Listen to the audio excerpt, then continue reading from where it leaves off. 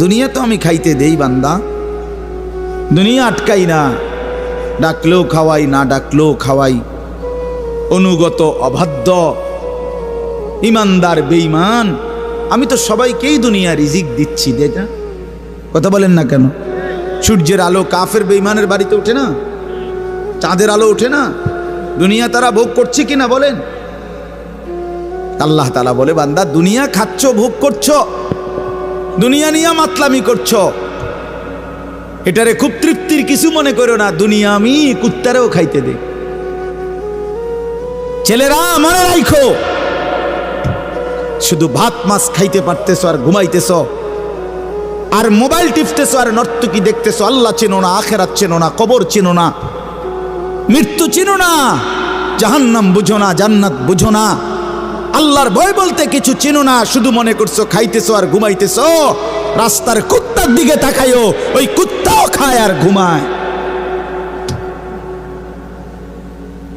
কুত্তাও খায় আর ঘুমায়, কুত্তাও পেশাব পায়খানা করে, কুত্তারও যৌন চাহিদা পূরণ হয়। এই জন্য কুকুরেরও বাচ্চা কাচ্চা হয় না?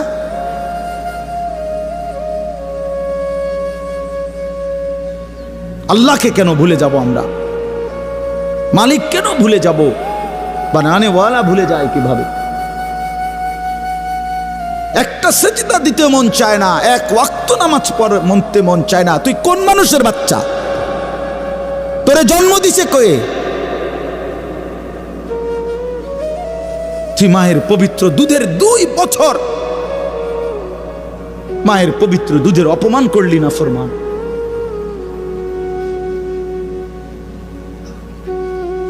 এই জন্য আমরা প্রত্যেকে ফিকির করি।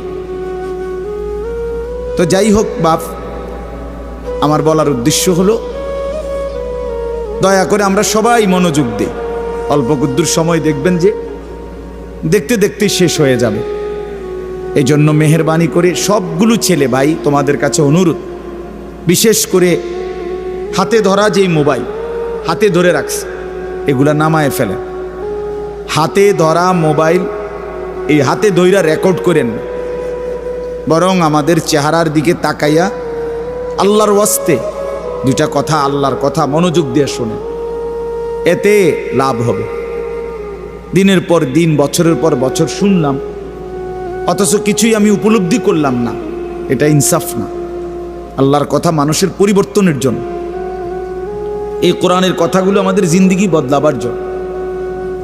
মসজিদে জুমার নামাজে প্রত্যেক জুমায় বয়ান হয়, 1 বছরে 52 সপ্তাহ। চিন্তা করে দেখে, একটি বছরে 52 সপ্তাহ, তাহলে 52 সপ্তাহ ইমাম সাহেব আপনাদের জন্য নসিহত করে। তো এইভাবে যদি 30 বছর 40 বছর ধরে শুনে থাকেন, তাহলে আজকে কতদিন ধরে আল্লাহর কথা শুনতেছেন? বছরে 52, তো এভাবে 40 বছর, এভাবে 30 বছর, এভাবে 50 বছর। অথচ এত লম্বা সময় আল্লাহর কথা শুনবার পরেও এখনো মিথ্যা বলা ছাড়তে পারলেন না। এত লম্বা সময় আল্লাহর কথা বলা শুনবার পরেও বিড়ি সিগারেট খাওয়ার অভ্যাসটা ছাড়তে পারলেন না। এত লম্বা সময় আল্লাহর কথা শুনবার পরেও চা দোকানের আড্ডা বন্ধ করতে পারলেন না। নাচ গান দেখা, টেলিভিশন দেখা ছাড়তে পারলেন না। তো কখন ছাড়বেন বাপ? সময় হবে কখন? এক মুসলমান বাঁচে কয় বছর? হায়াত তো একেবারেই ছোট্ট, সংক্ষিপ্ত হায়াত। তো সেখানে আমি যদি আখেরাতের কোনো প্রস্তুতিই না নেই, তো সময় হবে কখন? তো মূল কারণ কি? মূল কারণ হলো গাফলত, এই খামখেয়ালি ভাব। ইমাম সাহেবের কথা বলে, বয়স্ক মাঝ বয়সী কিছু মুসল্লি আছে, এই বসে বসে জিমায়, মসজিদে বসে বসে জুরায়। আর কিছু ছেলে পেলে আছে, তোমরা শুধু শুধু দুষ্টামি করো, মসজিদে বসে কথাবার্তা, ঠেলাঠেলি, ধাক্কাধাক্কি। আরে ভাইয়া, একজন মানুষ কতক্ষণ দুষ্টামি করে? মস্কারি, ইয়ার কি, ফাতরামি কতক্ষণ? আমরা মুসলমান, আমাদের আল্লাহ আছেন, আমাদের রসুল আছেন, আমাদের কোরআন আছে, আমাদের ইসলাম আছে। আমাদের জিন্দিগি লাগাম ছাড়া না। লাগাম ছাড়া হাইওয়ান জানোয়ারের জীবনই যদি হতো, তো আল্লাহ তাআলা আমাদেরকে মানুষ, মুসলমান বানাইতেন না। মুসলমান বানাইছেনই আল্লাহ তাআলা একটা মহৎ উদ্দেশ্যে, একটি উদ্দেশ্যে। প্রতিটা মানুষকে আল্লাহ তাআলা উদ্দেশ্য নিয়ে বানাইছে। আফা হাসিবতুম আন্নামা খালাকনাকুম আবাসান, কোরআনুল কারীমের মধ্যে আল্লাহ তাআলা বলেন, বান্দা তোমরা কি এই ভেবেছো যে আমি আল্লাহ তোমাদেরকে অনর্থক বানিয়েছি? কোনো উদ্দেশ্য নাই, এমনি এমনি। ওয়া আন্নাকুম ইলাইনা লা তুরজাউন, এবং আল্লাহ তাআলা বলেন, তোমরা কি এই মনে করেছো বান্দা যে আমি আল্লাহর কাছে তোমাদেরকে ফিরে আসতে হবে না? কি ভাবছো আমার কাছে আসতে হবে না? তো উত্তর দেন, বলেন, উত্তর দেন না যে আমরা কি আল্লাহর কাছে ফিরতে হবে? বলেন না, সবাই বলেন, ছেলেরা বলো ভাই, ফিরতে হবে আমরা আল্লাহর কাছে। তো তিনি কি কিছুই জিজ্ঞেস করবে না? ফাওয়ারাব্বিকা লানাসআলান্নাহুম আজমাইন, খোদার কসম, কোরআনে আয়াত। আল্লাহ বলেন, আমি রবের কসম করে বললাম, আল্লাহ নিজের কসম করে বলছে, আমি আমার জাতের কসম করে বললাম, বান্দা আমি কিন্তু তোমাদের সকলকেই জিজ্ঞেস করব। ফাওয়ারাব্বিকা লানাসআলান্নাহুম আজমাইন, আজমাইন মানে সকলে, একজনকেও ছাড়বো না বান্দা, আমি জিজ্ঞেস করব। কি ভাবছেন? তো আল্লাহ তাআলা বলছেন, ভাই ছেলেরা তোমরাও শোনো, ভাই তোমার কল্যাণের জন্য বলতেছি। আল্লাহ তাআলা বলেন, বান্দা আমি কিন্তু জিজ্ঞেস করব, একটা সেকেন্ড, একটা নিঃশ্বাস আমার হিসাব থেকে বাদ যাবে না। লাকাদ আহসাহুম ওয়া আদ্দাহুম আদ্দা, আল্লাহ তাআলা বলেন, আমি তোমাদেরকে বেষ্টন করে আছি এবং তোমাদের পুরা জিন্দেগি গুনে গুনে রাখছি, গুনে গুনে। হাসি কয়টা, কান্না কয়টা, নিঃশ্বাস কয়টা, হাঁটা কয়টা, চলা কয়টা, হাত নাড়াইছো কয়বার, আল্লাহ বলেন আমার হিসাব আছে। মা তাসকুতু মিন ওয়ারাকাতিন ইল্লা ইয়ালামুহা, আল্লাহ তাআলা বলেন জমিনে যদি একটা পাতাও পড়ে আমি আল্লাহ জানি, কোন গাছের কোন পাতাটা পড়ছে জানে কিনা আল্লাহ জানে। লাহু মা ফিস সামাওয়াতি ওয়া মা ফিল আরদ ওয়া মা বাইনাহুমা ওয়া মা তাহতাস সারা, আল্লাহ বলেন সাত আসমানে যা আমার, সাত জমিনে যা তাও আমার, আসমান ও জমিনের মাঝখানে যা তাও আমার, সাত তবক জমিনের নিচে যা তাও আমার। এই জন্য দোস্ত আমার, বন্ধু আমার, বাপ আমার, ভাই আমার, পর্দার আড়ালের মায়েরাও, আমার জন্য, আপনাদের জন্য, আমরা সবাই এটা বোঝা দরকার, আমাদের জিন্দেগির এক সেকেন্ড ফালতু না।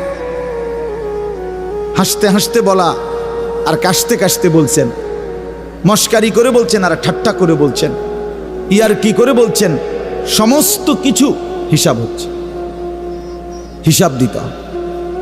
ওয়াকুল্লুহুম আতিহি ইয়াউমাল কিয়ামাতি ফারদা, আল্লাহ তাআলা বলেন তোমরা সকলেই আল্লাহর সামনে কিয়ামতের দিন একজন একজন করে দাঁড়াতে হবে, একজন একজন, আলাদা আলাদা। ফারদান মানে ওয়াহিদান, একজন একজন, আলাদা আলাদা উত্তর দিতে হবে। সুম্মা লাতুসআলুন্না ইয়াউমাইদিন আনিন নাঈম, আমার দেওয়া প্রতিটি নিয়ামত সম্পর্কে অবশ্যই আল্লাহ বলেন তোমাদেরকে জিজ্ঞেস করা হবে। হাসরের ময়দানে আছে আল্লাহ ফেরেশতাদেরকে বলবে, ওয়াকিফুহুম ইন্নাহুম মাসউলুন, আমার বান্দাদেরকে লাইন ধরে দাঁড় করাও, কিফু তাদেরকে থামাও, দাঁড়াও, ইন্নাহুম মাসউলুন, তাদের সকলকেই আজকে জিজ্ঞেস করা হবে। বহু আয়াতে ওয়া ইম মিনকুম ইল্লা ওয়ারিদুহা, আল্লাহ বলে তোমাদের একজনও এমন হবে না, নবী বলো, রাসূল বলো, আউলিয়া বলো, ইমানদার বলো, নাফরমান বলো, প্রত্যেককেই ফুলসিরাত পার হইতে হবে, পার হইতে হবে প্রত্যেককে। তার আমল নামার মধ্যে প্রত্যেকে হাতে নিতে হবে, হয় ডান হাতে নয় বাম হাতে, প্রত্যেককেই মিজানের পাল্লার সামনে আসতে হবে তোমার আমল নামা ওজনের জন্য। আল্লাহ তাআলা বলেন বহু মানুষ তার আমল নামা নিজের জিন্দেগির কর্মকাণ্ড মিজানের পাল্লায় দিবে ওজনের জন্য। আহা, আল্লাহ বলে কাফের, বেঈমান, নাফরমান, পাপী, ফালা নুকিমু লাহুম ইয়াউমাল কিয়ামাতি ওয়াজনা, সেদিন কিয়ামতের দিন মিজানের পাল্লাতে তাদের সারা জিন্দেগির সমস্ত কর্মকাণ্ডের এক বিন্দু কোনো ওজন আসবে না, 100 গ্রামও হবে না। 100 গ্রাম। জিন্দিগিটা শুধু ভাত তরকারি আর বন বিড়ি আর চা বিস্কুট আর ঘর বাড়ি বাজার ব্যবসা চাকরি টাকা রোজগার এর মধ্যেই শেষ করে দিছে। এই পুরাটা একসাথে ওজন দিলে কিছুই আসবে, কিছুই আসবে। আল্লাহ তাআলা বলেন, ফামান সাকুলাত মাওয়াজিনুহু ফাহুয়া ফি ঈশাতির রাদিয়া ওয়া মান খাফফাত মাওয়াজিনুহু ফাউম্মুহু হাওিয়া। যার মিজানের পাল্লায় আমল ভারী হবে সে অনন্তকালের সুখের জান্নাতে বসবাস করবে।